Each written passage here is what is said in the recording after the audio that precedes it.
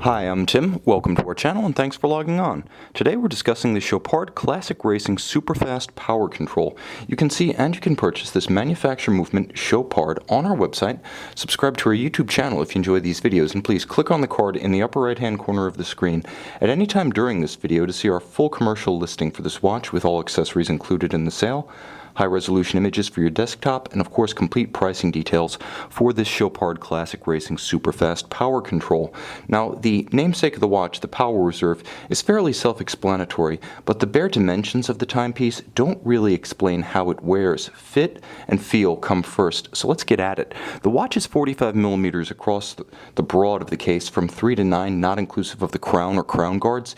In terms of thickness, quite frankly, it isn't. Only 12 millimeters thick, although it does have a little bit of a flared, cantilevered bezel. Nevertheless, it doesn't really get hung up on tight sleeves. It is flat enough, and with that generously sloping bezel, shaped sufficiently to allow even a tight sleeve or formal cuff to ride up over the flanks of the case.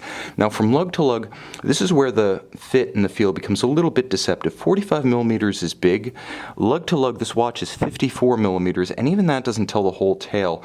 The strap does have a little bit of a tendency to flare. It doesn't want to pull down straight. So if your wrist is much smaller than the 16 centimeters of my wrist, and I'll give you another look at the wrist shot, you may find that this watch wears just a little large for a sense of proportion and security, but everything that touches the wrist is of the highest quality.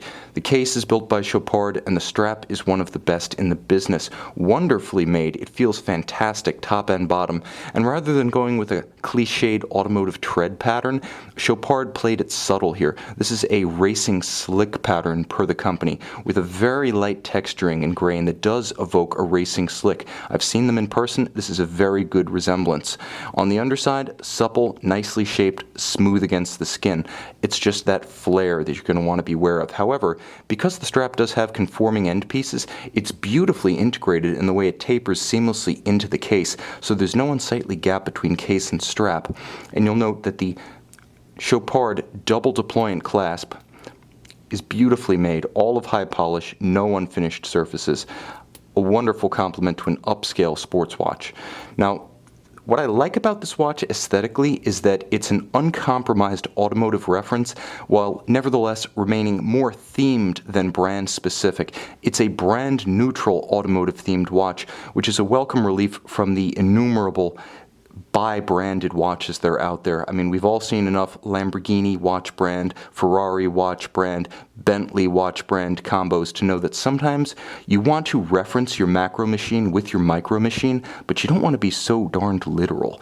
Now, the watch has a wonderful automotive sort of cylinder head cover, sort of striation to the dial. It's a beautiful anthracite gray, and it does have a satin finish to it, but it's designed to evoke a cylinder head or valve cover. You can see that the watch features a classic sporting tritone, black dominant with white flourishes and just a few touches of red. This has been the tricolor of choice for innumerable racing watches dating back to the 50s. You also note a very substantial Rayhawk that runs from 0 to 60 outboard for more easy reading of minutes. Now, the namesake of the watch, the Power Control Power Reserve, traces the full arc from 0 to 60 hours being the reserve to march or full power reserve of the caliber, which, as per the dial, is a Chopard manufacturer caliber 0102M. 36 joules, it is a COSC certified Swiss chronometer, and a nice discreet date window with a monotone black date wheel. Sits at 3 o'clock for when you want that information. Of course, rivets automotive style all around the bezel, nicely fixing it. You can see columns bearing the bezel and linking it to the case back. More striations, again, engine style, like cooling fins. And then on the case back, you can see a unique treatment of the movement.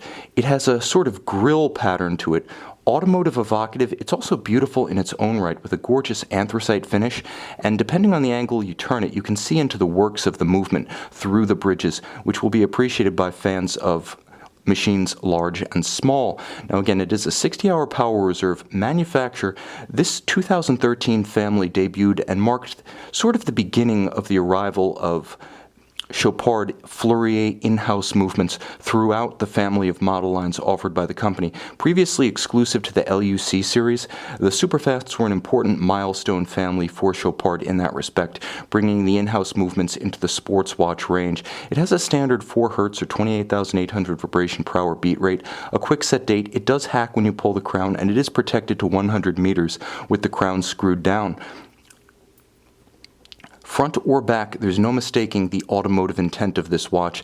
It's stridently mechanical, referencing machines of all sizes. It's really a watch for the auto enthusiast who loves watches as a lifestyle accessory. And because it's brand neutral, regardless of what car you own as an enthusiast, you can wear this watch with pride. So there's no peril of wearing a Panerai Ferrari while driving your Lambo or a Breitling for Bentley while driving your Rolls. You have versatility, if nothing else, with this watch, and a great deal of Chopard's in-house watchmaking savoir-faire and flair. You can see and you can purchase this timepiece on our website.